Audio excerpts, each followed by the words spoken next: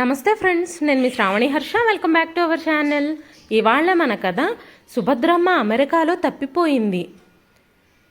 కథని చివరి వరకు వినండి. నచ్చితే ఒక్క లైక్ చేయండి. ఈ కథ పైన మీ విలువైన స్పందనని కామెంట్ రూపంలో మాకు తెలియజేయండి.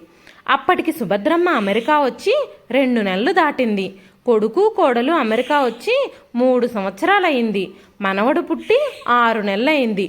6 నెలలు రాధా వాళ్ళ అమ్మ ఉంది. ఆవిడ వీసా గడువు అయిపోవటంతో కొడుకు కోడలు సుభద్రమ్మను రావాల్సిందే అని పట్టుపట్టారు. మనవణ్ణి చూడాలనే ఆరాటంతో సుభద్రమ్మ వచ్చింది. రఘురామయ్యకు సెలవు దొరకలేదు. అందుకని ఆయన్ని అదే ఊర్లో ఉంటున్న తమ్ముడు కూతురు దగ్గర ఉండమని సుభద్రమ్మ ఒక్కటే అమెరికా వచ్చింది. వస్తున్నప్పుడు కోడలు రాధ చెప్పింది ఫోన్లో, మీరు ఎంబ్రాయిడరీలు చేస్తుంటారు కదా, అలాంటివేవన్నా తెచ్చుకోండి. బాబుని చూడ్డానికి ఆయా ఉంది.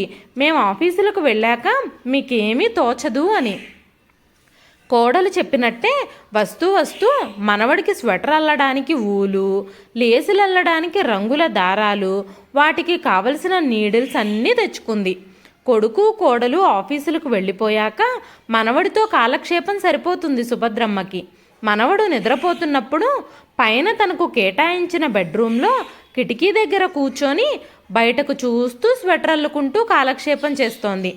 ఈ మధ్యనే స్వెటర్ అల్లడం పూర్తయ్యి లేసుతో టేబుల్ క్లాత్ అల్లడం మొదలుపెట్టింది, కింద డ్రాయింగ్ రూమ్లో ఉన్న రౌండ్ టేబుల్ మీదకి. అసలు సుభద్రమ్మకు అమెరికా చాలా నచ్చింది. అన్నీ ఒకే రకంగా ఉన్నట్టు కనిపించే ఆ ఇళ్ల వైపు అలా ఆశ్చర్యంగా చూస్తూ ఉంటుంది. అందులోనూ కొడుకు ఇల్లు మరింత నచ్చింది.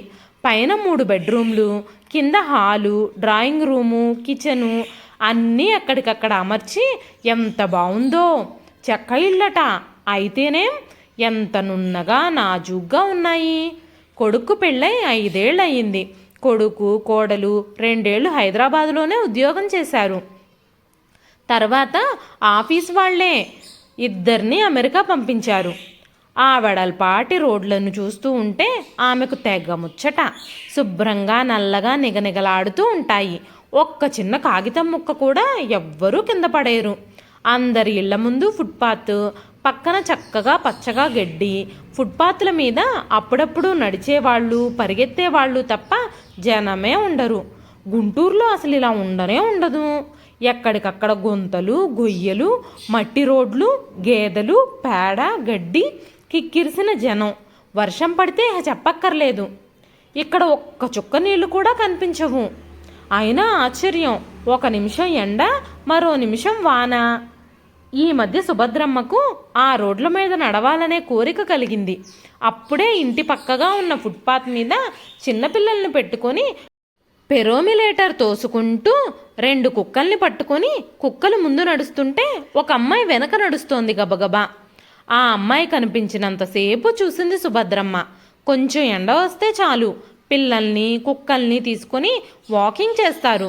అసలు ఆ పిల్లలు కానీ ఆ తల్లులు కానీ ఎంత తెల్లగా ఉంటారో, అంత రంగు ఎలా వస్తుందో. ఇక్కడ చలికి తెల్లబడతారా? కుక్కలు కూడా ఎంత బలంగా ఉంటాయి. ఏం తిండి పెడతారో ఏమిటో. రాధ ఆ రోజు ఇంటికి త్వరగా వచ్చింది. కిటికీలో నుండి రాధ కారుని చూడగానే గబగబా కిందకొచ్చింది సుభద్రమ్మ. గ్యారేజీలో కారు పెట్టేసి అక్కడి నుండి లోపలకు ఉన్న తలుపు తాళం తీసుకొని లోపలికి వస్తూనే పైనుండి మెట్లు దిగుతున్న సుభద్రమ్మను చూసి, అత్తయ్య ఏం చేస్తున్నారు అని అడిగింది రాధ. త్వరగా వచ్చేసావే. ఇవాళ శుక్రవారం కదా అత్తయ్య, కాస్త పని త్వరగా తెముల్చుకుని వచ్చేసా. త్వరగా వచ్చావుగా, నన్ను కాస్త బయటకు తీసుకెళ్లరాదు? నాకు బయట ఆ రోడ్ల మీద నడవాలని చాలా సరదాగా ఉంది. అందరూ చిన్నపిల్లల్ని పెరోమిలేటర్లో కూర్చోబెట్టుకొని వాకింగ్కి తీసుకెళ్తున్నారు. మన అనిరుద్ధుని కూడా పెరోమిలేటర్లో కూర్చోబెట్టుకొని అలా వాకింగ్ చేసొద్దాం రా అని అడిగింది. బూట్లు విప్పబోతున్న రాధ ఆగిపోయి నవ్వి, ఏమిటి బోర్ కొడుతుందా అంది. సరే ఉండండి అత్తయ్య, ఫ్రెష్ అయి వస్తాను అని చెప్పి 2 నిమిషాల్లో అనిరుద్ధిని తీసుకొని బయటకు వచ్చింది. అత్తా కోడలిద్దరూ అనిరుద్ధిని తీసుకొని వాకింగ్కి బయలుదేరారు. రోజు ఇంట్లోనే ఉండాలంటే బోర్ కొడుతుంది. 2 రోడ్లు చూపించమ్మా రాధా. రోజు అలా అనిరుద్ధిని తీసుకొని కాసేపు తిరిగి వస్తాను. అలాగే కానీ జాగ్రత్తగా వెళ్ళి తిరిగి రాగలరో లేదో అంది రాధ సంశయంగా. నేనేమన్నా చిన్నపిల్లనా?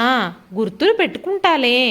నువ్వు ఏ రోడ్డు చూపిస్తే ఆ రోడ్నే నడిచి తిరిగి వచ్చేస్తా, ఇంకెక్కడికి వెళ్ళను. రాధ ఒక్క క్షణం ఆలోచించి సరే అంది. సుభద్రమ్మ బోల్డంత సంబరపడిపోయింది. కొప్పున పిన్నీసులు సరిచేసుకుంది. రాధ ఇచ్చిన బూట్లు వేసుకుంది. చలిగా ఉందంటూ కోడలిచ్చిన కోటు కూడా వేసుకుంది. ముందు ద్వారం తలుపు తీసుకొని బయటకు వచ్చారు అత్తా కోడళ్ళిద్దరూ. అక్కడికి వచ్చాక ఆ మెయిన్ డోర్ నుండి కాలు బయట పెట్టడం అదే మొదటిసారి.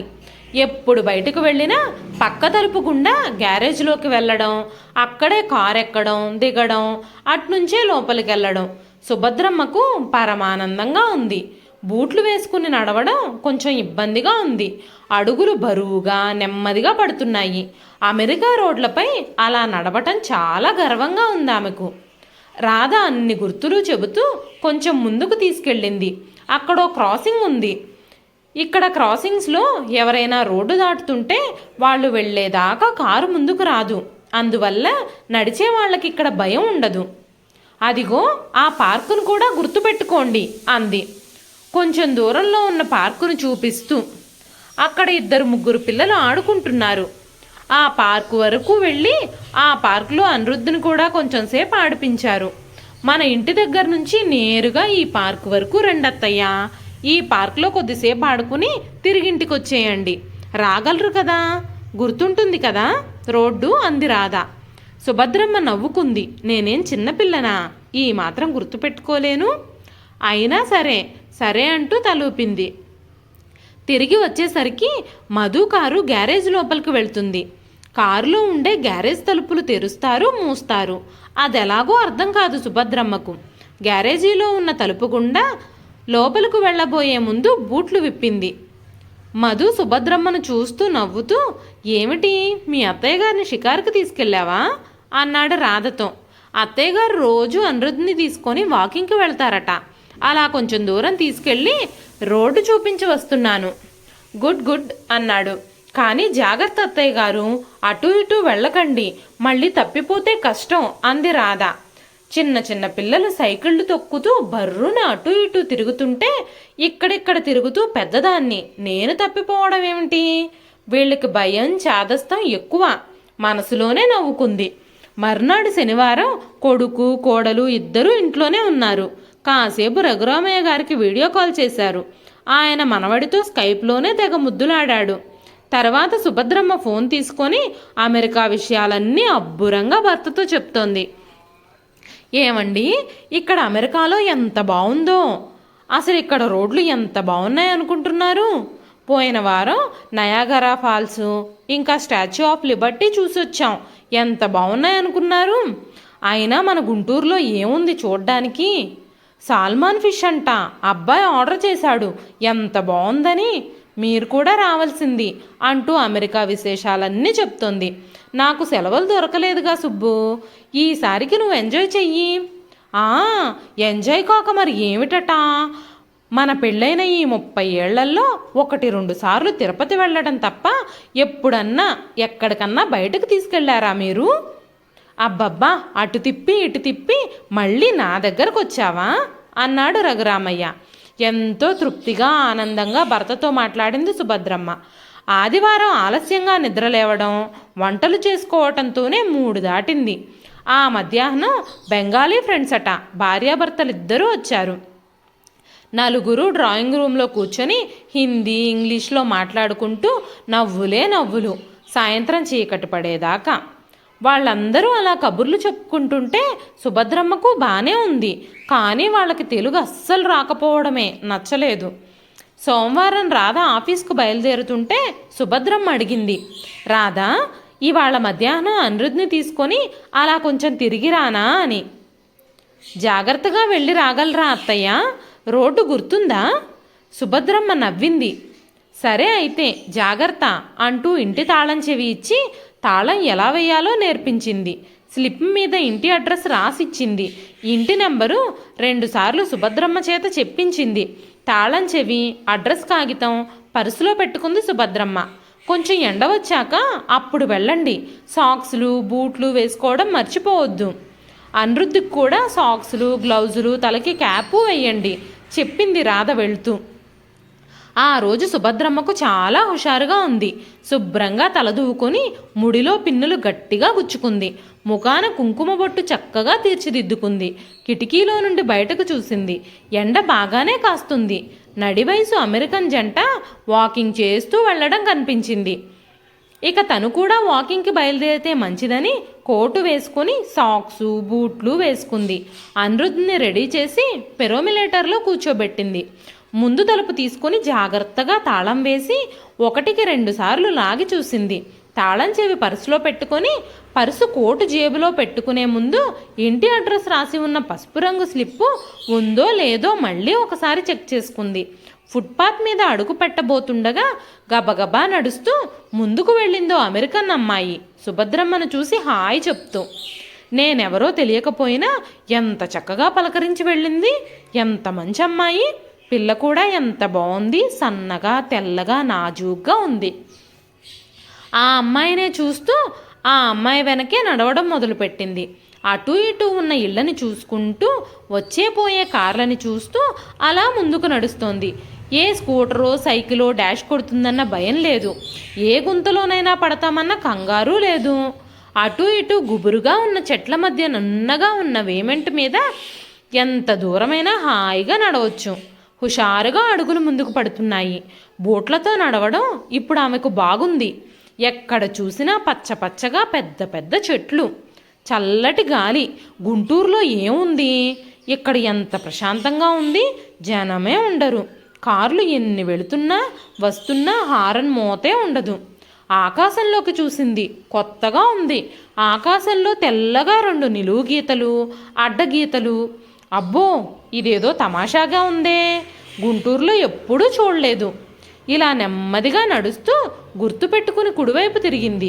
సరాసరి నడిచి ఓ మలుపు తిరగాలి. ఆ తర్వాత మళ్ళీ సరాసరి నడిచి తిరిగి వెనక్కి తిరగాలి. ఇదేం కష్టం. పిచ్చి పిల్లలు ఇంత మాత్రం దానికి 100 సార్లు జాగ్రత్త జాగ్రత్త అన్నారు. కుక్కలతో పిల్లల్ని పెరోమిలేటర్లో పెట్టుకుని నడిచే వాళ్ళని ఇన్నాళ్ళు దూరంగా పైనుండి చూసింది. ఇప్పుడు దగ్గర నుండి చూస్తుంటే ఆమెకు చాలా ఆనందంగా ఉంది. వాళ్ళ వైపు అలా చూస్తూ ఉంటే వాళ్ళు నవ్వుతూ హాయ్ అంటూ ఆగి అనిరుద్ధ్ని ముద్దాడి వెళ్ళిపోతున్నారు. ఇక్కడి వాళ్ళకి ఎంత మర్యాద అనుకుంది. ఇంతలో కాకులు కావు కావు వినిపించగానే ఈ ఊళ్ళో కాకులున్నాయా? ఇంతవరకు చూడనే లేదు. అవి తెల్లగా ఉంటాయేమో, ఇక్కడ అందరూ తెల్లగా ఉంటారుగా అనుకుంటూ అటువైపు చూసింది. ఆ పక్కగా ఉన్న గడ్డి మీద కనిపించాయి. అయ్యో, ఇవి నల్లగా ఉన్నాయే, కానీ బొద్దుగా ముద్దొస్తున్నాయి సుమా. వాటిని అలాగే కాసేపు చూసి ముందుకు నడిచి ఆ ఇంటి ముందు ఆగిపోయింది. గులాబీ చెట్లు, ఎర్ర గులాబీలు, తెల్ల గులాబీలు చెట్ల నిండా విరబూసాయి. మరోవైపు దానిమ్మ చెట్టు, చెట్టు నిండా కాయలే. చాలా పెద్దగా ఉన్నాయి ఆ దానిమ్మలు. ఎర్రగా మరోవైపు రామాఫలంలా ఉన్న కాయల చెట్టు లేత పసుపు రంగులో దిగకాసున్నాయి. ఆశ్చర్యంగా అలా చూస్తూ నిలబడిపోయింది. చెట్ల నిండా ఇన్ని పువ్వులు కాయలు ఉన్నా ఎవ్వరూ కొయ్యరా? చుట్టూ ప్రహరీ గోడ కూడా లేదు. ఎంచక్కా చేతికి అందుతాయి. మా గుంటూరులో ఇలా ఉండనిస్తారు? ప్రహరీ గోడ దూకి మరీ జామకాయలు కోసుకుపోతారు పోకిరి వెధవలు. పిందెలు కూడా ఉండనివ్వరు. పండగొస్తే చెప్పా పెట్టకుండా మామిడి కొమ్మలు విరుచుకుపోతారు. ఎవ్వరినీ ఏమీ అనడానికి లేదు. అందరూ అయిన వాళ్లే. అసలు ఇక్కడ దొంగ భయమే లేనట్టుంది. ఎంత బాగుందో. అమ్మాయికి కూడా చెప్పాలి ఈ ఊరు వచ్చేయమని అనుకుంటూ క్రాసింగ్ దగ్గర రోడ్డు చివరికి వచ్చి నిలబడింది. అంతలోనే ఎడం వైపుగా కారు వచ్చి ఆగిపోయింది. ఆ కారు వైపు చూసింది సుభద్రమ్మ. డ్రైవింగ్ సీట్లో ఉన్నాయన వెళ్ళమన్నట్టుగా తలూపాడు. ఆ కారు వెనక మరో కారు వచ్చి ఆగింది. కుడివైపు ఇంకో కారు ఆగిపోయింది. సుభద్రమ్మ రోడ్డు దాటబోతూ ఉండగా సుభద్రమ్మ కంగారుగా వెనక్కొచ్చేసింది. అప్పుడు రాధ చెప్పిన మాటలు గుర్తొచ్చాయి. ఎవరైనా రోడ్డు దాటుతూ ఉంటే వాళ్ళు దాటే వరకు కార్లు ముందుకు రావు అని. ఇంకా ధైర్యంగా పెరోమిలేటర్ తోసుకుంటూ రోడ్డు దాటి పార్కు వైపు నడిచింది. పార్కులోకి వెళ్ళి అనిరుద్ధ్తో పార్క్ అంతా తిరిగింది. ఒక అరగంట తర్వాత వెనక్కింటికి బయలుదేరింది. ఈ మాత్రం దానికి కోడలు హడావిడి పడిపోయింది. నాకు గుర్తుంటుందో లేదో అని పదే పదే చెప్పింది. ఏముంది, చక్కగా వచ్చాను, అనిరుద్ని ఆడించాను, మళ్ళీ తీసుకెళ్ళిపోతున్నాను, ఇంతేగా అనుకుంది. గేట్లోకి అడుగు పెడుతుండగానే మధు కారు గ్యారేజ్లోకి వెళ్ళింది. మధు అనిరుద్ని, సుభద్రమ్మ గారిని చూస్తూ, ఏంటమ్మా వాకింగ్కి వెళ్ళొస్తున్నావా? ఏమీ ఇబ్బంది పడలేదు కదా అన్నాడు. ఇబ్బందేం లేదురా, చక్కగా వెళ్ళొచ్చాం. మీరే ఊరికే కంగారు పడిపోతున్నారు. నేను తప్పిపోతానేమోనని నవ్వుతూ అంది. సరేమ్మా, రండి లోపలికి వెళ్దాం. ఈ శనివారం కాస్కోకి వెళ్దాం. అక్కడ ఇండియన్ సూపర్ మార్కెట్లు ఉంటాయి. అక్కడ షాపింగ్ చేసుకొని అక్కడే ఇండియన్ రెస్టారెంట్లో భోజనం చేసి వద్దాం అని చెప్పాడు మధు. ఎంతో ఉత్సాహంగా సరేరా అంది. ఆ రోజు శనివారం. అనిరుద్ధ్కి ఒంట్లో నలతగా ఉందని రాధ ఇంట్లోనే ఉంది. కాస్కోకి తల్లి కొడుకులిద్దరే వెళ్లారు. సుభద్రమ్మ ఆ సూపర్ మార్కెట్లు చూసి ఎంతో ఆశ్చర్యపోయింది. ఎంత బాగున్నాయో!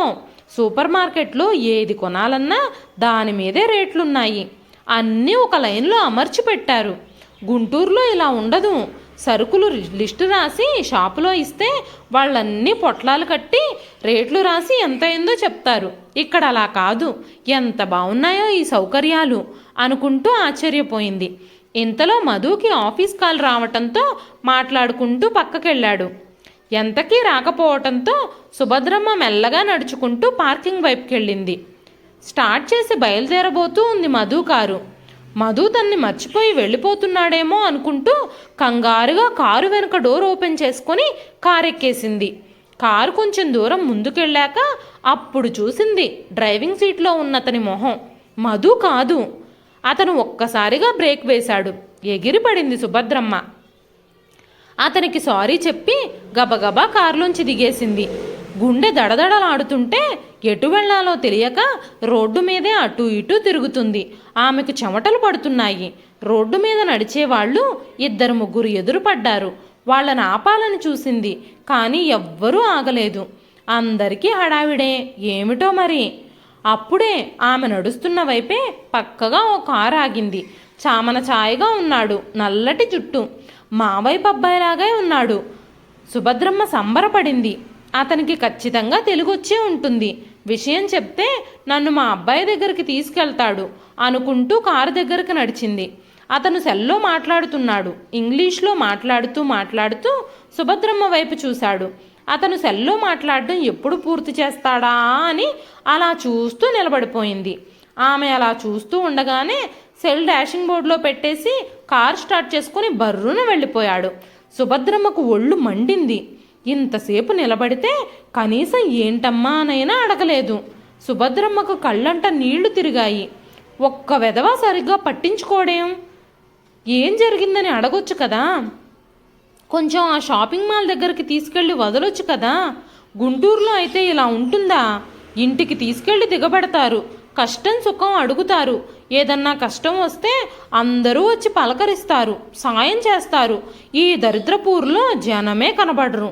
చీ, పాడూరు పాడుగోల. సుభద్రమ్మ అలా తిరుగుతూనే ఉంది రోడ్డు పక్కగా. ఇప్పుడు ఏం చెయ్యాలి? ఎవరిని సాయం అడగాలి? అసలు ఎవరైనా ఆగితే కదా. ఎవరికైనా తను ఏం చెప్తుందో అర్థమైతే కదా. అసలు తెలుగు వచ్చిన వాళ్ళు ఎవరైనా కనబడతారా? ఏం చేయాలో అర్థం కాక ఏడుపు తన్నుకొస్తుంది సుభద్రమ్మకి. పైన ఆకాశంలో మబ్బులు కమ్ముతున్నాయి. గాలి వీస్తోంది. ఎదురుగా రోడ్డు మలుపులో జనం కనబడుతున్నారు. ఎవరైనా సాయం చేస్తారేమోనని అటు నడిచింది. గాలికి చీర కుచ్చిళ్ళు రెపరెపలాడుతున్నాయి. కళ్ళంట నీళ్లు టపటపా రాలిపడుతున్నాయి. ఈ దిక్కుమాలిన ఊర్లో షాపింగ్కు బయలుదేరటం బుద్ధి తక్కువ పని. ఇక్కడ మనిషి కింద పడినా లేవదీసే దిక్కు లేదు. అబ్బాయి ఎప్పుడొస్తాడో, ఎప్పుడు తీసుకెళ్తాడో. ఈ దిక్కుమాలిన ఊళ్ళో అన్ని రోడ్లు, అన్ని ఇళ్ళు ఒకేలా ఉన్నాయి. చెక్క మొహాలకి చెక్క ఇళ్ళు. ఒక్కళ్ళు కూడా బయటకు కనిపించరు. ఒక్క వాకిలి తీసుండదు. ఇదేం కర్మో. పొద్దస్తమానం తలుపులేసుకొని భయం భయంగా బతుకుతారు. అబ్బాయి జాగ్రత్త జాగ్రత్త అని పలుమార్లు చెప్పాడు. ఏమంటాడో. సుభద్రమ్మకి కాళ్ళు నొప్పులు పుడుతున్నాయి. ఇహ నడవలేక అక్కడే ఉన్న ఫెన్సింగ్ ఆనుకుని నిలబడిపోయింది. చినుకులు పడుతున్నాయి. చలికి వణుకు పుడుతుంది. అంతకంటే ఎక్కువ భయం పుడుతుంది. చీకటి పడేలా ఉంది. ఇహ తన గతి ఏమవుతుందో. అప్పుడు వినిపించింది అమ్మా అన్న పిలుపు అమృతంలాగా. అటు చూసింది. కారులో మధు. కారు రోడ్డు పక్కగా ఆగుంది. ప్రాణం వచ్చిన బొమ్మల చటుక్కున లేచి కారు దగ్గరికి నడిచి డోర్ తీసుకుని లోపల కూర్చొంది సుభద్రమ్మ. సీటు బెల్ట్ పెట్టు. బెల్ట్ పెట్టుకోవడానికి రాలేదు. మధు పెట్టాడు. సుభద్రమ్మకు ఇంకా అయోమయంగానే ఉంది. మాట్లాడకుండా కూర్చుంది. ఇంటికొచ్చాక గ్యారేజ్ క్లోజ్ చేసిన తర్వాత మధు హూంకరించాడు ఇక దిగు అంటూ. సీటు బెల్ట్ తీసుకోవడానికి రాలేదు. మధు డోర్ తీస్తూ అన్ని రోజులైందొచ్చి ఇప్పటికీ సీటు బెల్ట్ ఎలా పెట్టుకోవాలో ఎలా తీసుకోవాలో రాదు. ఇప్పటికి డజన్ సార్లు చెప్పుంటాను. అలాంటి నీకు షికారుకి వెళ్ళాలని సరదా. చంపేశావు నన్ను. అది కాదురా, నువ్వు వెళ్ళిపోతున్నావేమోనని కారు ఎక్కేశాను. తర్వాత తెలిసింది అది నీ కారు కాదని. అమ్మా, నిన్ను సూపర్ మార్కెట్లో వదిలేసి నేనెలా వెళ్ళిపోతాను? ఒకవేళ వెళ్ళిపోయినా కొంచెం దూరం వెళ్ళాకైనా గుర్తొచ్చి తిరిగి వస్తాను కదా. నువ్వు అక్కడే ఉండకుండా అసలు బయటకు ఎందుకు వచ్చావు? పార్కింగ్లోకి ఎందుకు వచ్చావు? ఎవరి కారో ఎందుకు ఎక్కావు? అది కాదురా, నీ కారే అనుకున్నాను. 3 గంటలు టెన్షన్ పెట్టేశావు. ఎక్కడని వెతకాలి? ఎటు వెళ్లాలో తెలియదు. రోడ్లన్నీ తిరిగి తిరిగి ప్రాణం పోయినంత పనైంది తెలుసా? అరగంట షాపింగ్ మాల్ అంతా వెతికి ఇక రోడ్డు మీద పడ్డాను. నేను రావడం ఇంకా ఆలస్యమై ఉంటే నీ గతి ఏమై ఉండేది? సుభద్రమ్మకి కాఫీ కల్పించింది రాధ. అయినా సుభద్రమ్మకి గుండెదడ తగ్గలేదు. మధు పెట్టే చివాట్లు వింటూ అలా కూర్చుండిపోయింది. రాధకు విషయమంతా చెప్పాడు మధు. అది కాదు అత్తయ్య గారు, మీ అబ్బాయి ఫోన్ నెంబర్ చెప్పుంటే ఎవరైనా ఫోన్ చేసి ఇన్ఫర్మేషన్ ఇచ్చేవారు. సమయానికి ఫోన్ నెంబర్ గుర్తు రాలేదు. రాధ ఇంకేం మాట్లాడలేదు. మధు మరింత మండిపడ్డాడు. నేను రాకపోయి ఉన్నట్లయితే నీ ప్రాణాలు ఎగిరిపోయి ఉండేవి. వర్షానికి చలికి గడ్డకట్టుకుపోయి ఉండేదానివి. అప్పటికే శోషొచ్చిందానిలా అయ్యావు. 3 సార్లు పిలిస్తే గాని నీకు వినిపించలేదు. సుభద్రమ్మకి చాలా దుఃఖం వచ్చింది. తనేమన్నా కావాలని తప్పిపోయిందా? అర్థం చేసుకోరేం? మోపిదేవి నుండి గుంటూరు వచ్చి కాపురం చేయలేదు. హైదరాబాదులో కూతురు దగ్గర ఉండలేదు. గుళ్ళకి గోపురాలకి తిరగలేదు. ఈ ఊరే దరిద్రపూరు. మాట మంచి తెలియని వాళ్ళు. బన్ను ముక్కలు కోళ్ళు కొంగలు తప్ప ఆవకాయ రుచి ఎరగని వాళ్ళు. గోంగూర మొహం ఎరగని వెర్రివాళ్ళు. గుంటూరులో ఎంత హాయిగా బతకొచ్చు. అక్కడ అందరూ మనవాళ్లే. ఆ రోజు నుండి సుభద్రమ్మకు రోజు గడవటం కష్టంగా ఉంటుంది. ముళ్ళ మీద ఉంటున్నట్టుగా ఉంది. అన్నం తినబుద్ధి కావడం లేదు. లేసుల అల్లికలు మానేసింది. కిటికీ కట్టెలు వేసేసి పడుకునే ఉంటుంది. మనవడితో కూడా సంతోషంగా గడపలేకపోతుంది. మధుని అడిగింది, నన్ను గుంటూరు పంపించు అంటూ. ఇది గుంటూరు తెనాలి కాదు, నీకు ఇష్టమైనప్పుడు వెళ్ళడానికి. టికెట్ తారీఖు మార్చాలంటే మళ్ళీ డబ్బులు కట్టాలి. నన్ను త్వరగా పంపించు. మీ నాన్నగారి మీద బెంగగా ఉంది. ఆ రోజు బాగా మొండికేసింది. రాధ అంది, సరేలేండి అత్తయ్య గారు, మిమ్మల్ని క్షేమంగా పంపే ఏర్పాట్లు కూడా చెయ్యాలి కదా, కనుక్కుంటాం. నన్ను త్వరగా పంపించేయండి. నాకు అన్నం కూడా సహించడం లేదు. ఆ రోజు సుభద్రమ్మకి చాలా ఆనందంగా ఉంది. హైదరాబాద్ వెళ్ళిపోతుంది. కొడుకుని కోడల్ని మనవణ్ణి వదిలి వెళ్ళాలంటే బాధగా కూడా ఉంది. ఈ ఊళ్ళో ఒంటరిగా బిక్కుబిక్కుమంటూ ఎందుకు బాబు ఇంత దూరంలో? దూరమే ఉందమ్మా, 24 గంటల ప్రయాణం అంతే కదా. కానీ ఇక్కడ అలవాటు పడ్డామమ్మా అన్నాడు మధు. ఈసారి మీరు మామయ్య గారు ఇద్దరూ రండి అంది రాధ. ఈ దిక్కుమాలిన ఊరికి మళ్ళీ రావడమా అనుకుంటూ భారమైన హృదయంతో కోడలి చెయ్యి వదిలి తన ఎస్కాట్ చెయ్యి పట్టుకుని ఎయిర్పోర్ట్ లోపలికి వెళ్ళింది సుభద్రమ్మ. రేపటికి హైదరాబాదులో కూతురింటికి వెళ్ళి అక్కడి నుండి గుంటూరు వెళ్ళిపోతాను అన్న ఆలోచనకే మనసంతా తేలిగ్గా అనిపించింది సుభద్రమ్మకి. ఇదండి ఈరోజు కథ. ఈ కథ పేరు సుభద్రమ్మ అమెరికాలో తప్పిపోయింది.